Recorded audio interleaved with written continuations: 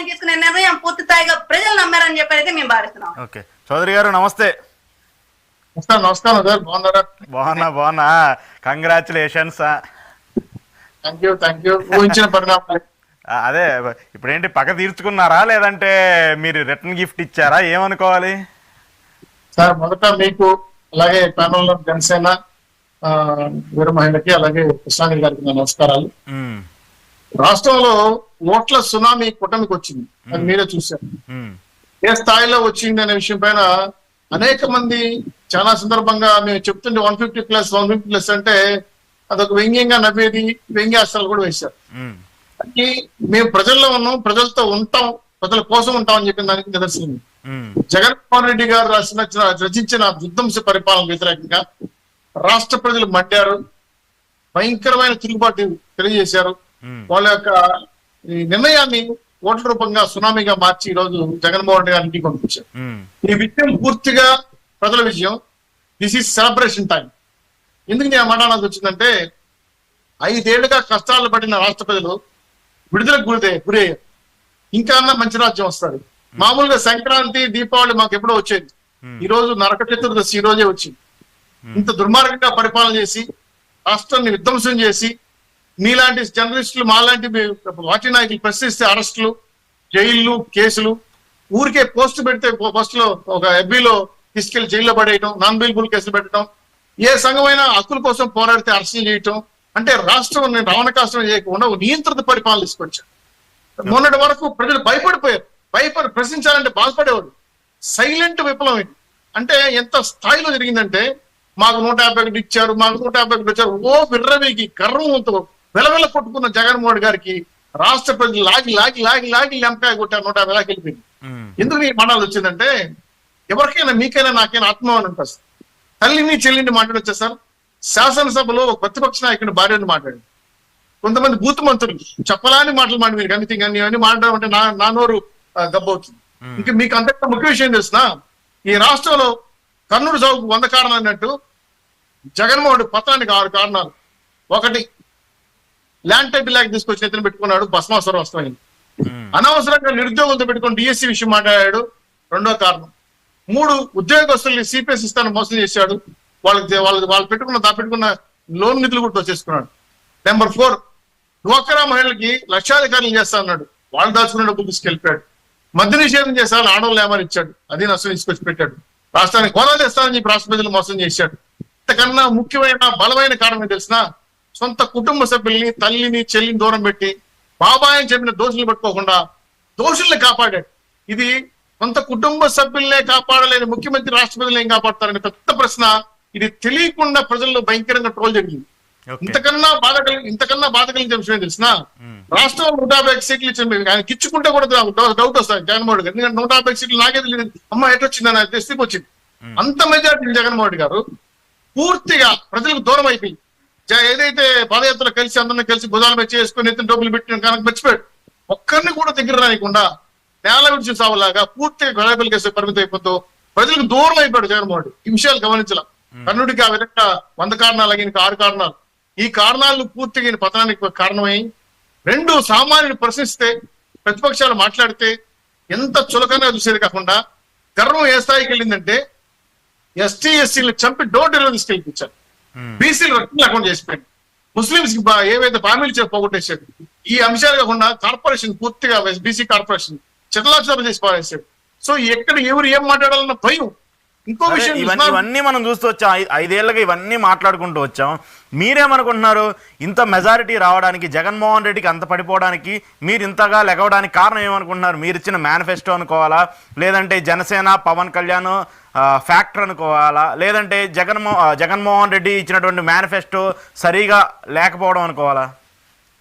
మంచి మాట చెప్పారు. జనసేన, తెలుగుదేశం పార్టీ, బీజేపీ కుటుంబం కట్టినప్పుడు చాలా మంది చాలా రకాలుగా మాట్లాడారు. మీరు కలవరు, వీళ్ళు ఓట్లు ట్రాన్స్ఫర్ కావు, వీళ్ళు ఒకరి మాట ఒకరు ఎంటరు, పొత్తు కుదరదు, సీట్లు సర్దుబాటు కాదు, అనేక అంశాలపైన డిబేట్లు చూశాను. కానీ మీరు చెప్పినవన్నీ మాకు హెచ్చరిక అయింది. ఓహో ఇలాంటి అంశం వస్తుందని పర్ఫెక్ట్ గా సైంటిఫిక్ గా జనసేన, తెలుగుదేశం పార్టీ, బీజేపీ ఓట్లని ట్రాన్స్ఫర్ పెట్టాం. అది చాలా భారీగా జరిగింది. అది చాలా మంది తెలియదు, బయట తెలియదు ఆ విషయం. మేము ముగ్గురు కూర్చొని మన ఓటింగ్ ప్యాటర్న్ ని పవన్ కళ్యాణ్ గారు ఏదైతే చెప్పారో ప్రభుత్వ వ్యతిరేక చెల్లలేకుండా దాన్ని అడ్డుకట్టేసి మన ఓట్లు ఖచ్చితంగా ట్రాన్స్ఫర్ చేయాలని చెప్పి మా యువకం ఎత్తుకట్టేసింది. రాష్ట్రంలో చాలా మంది మేధావులు సహకరించారు. ఐటీ ఎంప్లాయీస్ దేశ విదేశాల నుంచి వచ్చారు, పక్క రాష్ట్రం నుంచి వచ్చారు. వీళ్ళందరికీ దిశానిర్దేశం ఇచ్చాం. ఒక గ్రామానికి వెళ్ళిన ఐటీ ఎంప్లాయీ మీరు ఈ విధమైన నిర్ణయం తీసుకోండి, ఇలా పనిచేయండి అని చెప్పి, మీకు తెలుసో తెలీదో ఒక 3,000 మంది ఐటీ ఎంప్లాయీస్ ఎవరికీ తెలియకుండా విలేజ్ లో పనిచేసేసారు. ఇది ఓటు ట్రాన్స్ఫర్ కి సంబంధించిన ప్రధాన అంశం. ఈ అంశాలతో పాటు మా పార్టీ నాయకులు ఏదైతే గతంలో ఛాలెంజ్ గా తీసుకొని పనిచేశారో ఈ యొక్క మా మేనిఫెస్టో, ఆ మేనిఫెస్టోలో మార్పులు జనంలోకి తీసుకెళ్ళగలిగే బలంగా మా నాయకులు, మా ప్రతినిధులు, మా కార్యకర్తలు, మా అభ్యర్థులు సూపర్ టిక్స్ కానీ మారిన మేనిఫెస్టో కానీ జనంలోకి తీసుకెళ్లడంలో సక్సెస్ అయ్యారు. మా యొక్క యుద్ధ నీతి అంటే పోల్ మేనేజ్మెంట్, ఎలక్షన్ మేనేజ్మెంట్, అలాగే సోషల్ ఇంజనీరింగ్, వీటిపైన మంచి పట్టున్న నాయకుల్ని మేము టీంకి ఏర్పాటు చేయడంతో ఎక్కడైతే మనకు ఓట్లు తగ్గుతాయో, ఎక్కడైతే మనకు పెరుగుతాయో విషయాలపైన కరెక్ట్ గా అంచనా వేసాం. అక్కడ ఎక్కడ కొట్టాలో అక్కడ కొట్టాం. దీంతో పాటు జగన్మోహన్ రెడ్డి గారి మీద ఉన్న అసంతృప్తిని ఉంది కానీ క్యాచ్ చేసుకోవాలి. జగన్మోహన్ వ్యతిరేక ప్రభుత్వ వ్యతిరేక ఓటు ఉంది కానీ క్యాచ్ చేసుకోవాలి కదా. చాలా పార్టీలు పెట్టారు, జడ్డి లక్ష్మణ పార్టీ పెట్టా, సరళమ్మ గారు కాంగ్రెస్ పెట్టా, ఇవన్నీ చెడిపోతాయని భయంతో కొంత కంగారు పడ్డాం. కానీ ప్రజలకి నచ్చపడంతో గెలుపు మన భారతదేశానికి, మన దేశానికి అవసరం కాబట్టి ఈ రాష్ట్రం బాగుపడితే మన దేశం కూడా బాగుపడుతుంది చెప్పడంతో బీజేపీ కలిసి రావడంతో జనసేన ఓట్లు 18+ ఉన్న యువత యువకులతో కూడా ఉత్సాహంగా రావడంతో సో ఓట్ల సునామీ 22% ఓట్లు పోలేయంటే మాకు ఆశ్చర్యం అయిపోయింది. ఎందుకంటే చాలా మంది 82% కోల్పోయిందంటే మాకు వచ్చేసింది చెప్పుకుంటారు కదా, నైట్ రాత్రి 12 గంటలు పడిపోయి ఓట్లు వేశారు, మాకే పడింది. ఈ పెద్ద కన్ఫ్యూషన్ లో మీకు చాలా క్లియర్ గా ఉంది. మనం చేసిన ఇంపాక్ట్ చాలా బాగా పనిచేసింది. ఓట్లు మనకే పడ్డాయి. ధైర్యంగా నేను చాలా డిబేట్ 150+1 చాలా చెప్తే నవ్వేవాడు, ఛాలెంజ్ చేశారు, చాలా మంది చూశారు. అది కరెక్ట్ కాబట్టి ప్రజల నుంచి వచ్చిన ఆ నిర్ణయం, ప్రజా తీర్పు మా మీద బాధ్యత పెంచింది, బరువులు పెంచాయి. ఏదైతే కట్టుబడి మాట ఇచ్చామో మాట నిలబెట్టుకోవాలి. మా మీద ఈ రోజు ప్రజలు విశ్వసించి పెట్టిన బాధ్యత చాలా బలమైంది. ఖచ్చితంగా చేయకపోతే ఎటువంటి తీర్పిస్తారు ఈరోజు అనుభవం చూసాం కాబట్టి అటువంటి పరిస్థితి మళ్ళీ మనకు రాకుండా బాధ్యతయుతంగా వెలగాలి. చాలా కర్తవ్యాలు మన మీద పెట్టారు. ఇప్పుడు మీరు రెస్పాన్సిబిలిటీని చూపించాలి. ఇప్పుడు మీరు రెస్పాన్సిబుల్ గా చూపించి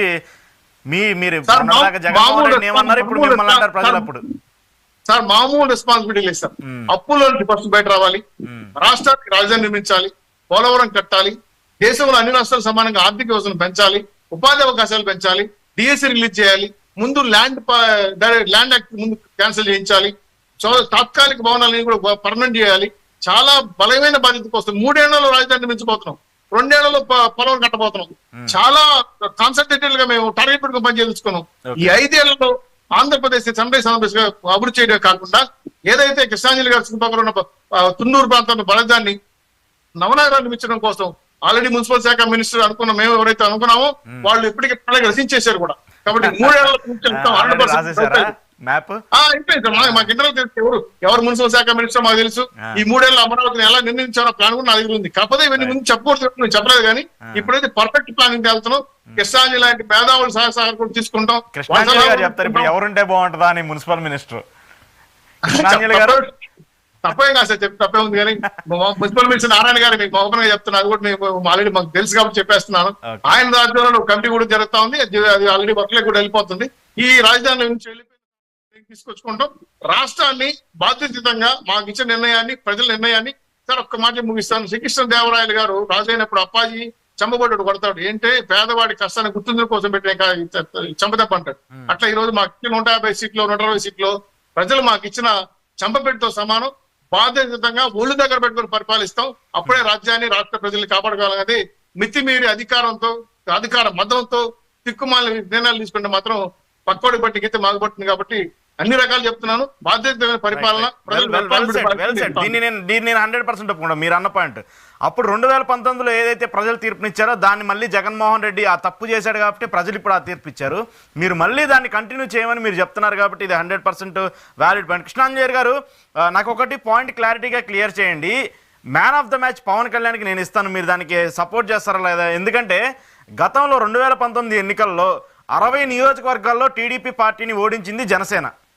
ఇప్పుడు 60 నియోజకవర్గాల్ని తిరిగి ఇప్పుడు కూటమి విజయం సాధించింది. 60 నియోజకవర్గాల్లో టీడీపీ గెలిచింది. ఇప్పుడు పవన్ కళ్యాణ్ గారు కలవటం వల్లే 60 నియోజకవర్గాలు టీడీపీకి వచ్చినాయి అనుకోవాలా?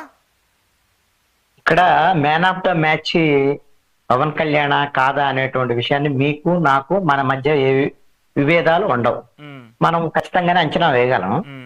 ఈ ఒక్క మాట శ్రీనివాస్ చౌదరి గారి నోటి నుంచి కూడా విన్న తర్వాత నేను కంటిన్యూ చేస్తాను. నిజంగా man of the match Pawan కళ్యాణ్కి ఇస్తారా లేక చంద్రబాబు నాయుడు? సార్ ఇక్కడ యుద్ధంలో కర్ణుడు గొప్పోడా, అర్జునుడు గొప్పోడా, భీముడు గొప్పోడా అని మీరు చెప్పలేము సార్. ముగ్గురు పాత్రలు నిర్వహించారు. అయితే మీరు అడిగిన స్టేట్ కి సమాధానం చెప్తారు.